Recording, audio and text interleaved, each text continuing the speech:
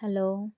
আজ মঙ্গলবার হলেও মনটা পড়ে রয়েছে গত রোববারের লাঞ্চ মেনুতেই। শনি রবিবার যেহেতু মার কাছে ছিলাম, তাই রোববার মা স্পেশাল রান্না করেছিল।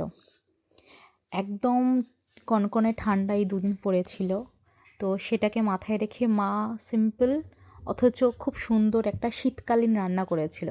প্রথমেই ছিল ধনেপাতা বাটা, তারপর ছিল বড়ি দিয়ে পালং শাকের একটা চচ্চড়ি, যেটা ভীষণ ভালো লাগে আমার মায়ের হাতের। তারপর ছিল রোববারের স্পেশাল হাঁসের মাংস। আমরা অনেক দিন ধরেই এটা প্ল্যান করছিলাম, বাট জমিয়ে একটা ঠান্ডা পড়ার অপেক্ষায় ছিলাম, যেটা এই মাঝখানে পড়েছিল। তাই আর অপেক্ষা না করে নিয়ে আসা হয়েছিল হাঁসের মাংস। সেটাই মা খুব সুন্দর করে রান্না করেছিল, একদম যেন মনে হচ্ছিল পুরো মাটন খাচ্ছি।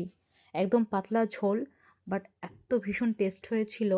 হাঁসের মাংস বেশ অনেক দিন বাদ খাচ্ছি, দারুণ হয়েছিল। মানে এখন মনে পড়ছে, এখনও যেন জিভে জল চলে আসছে। বাই দ্য ওয়ে, হাঁসের মাংসকে কি রেডমিট বলা যেতে পারে?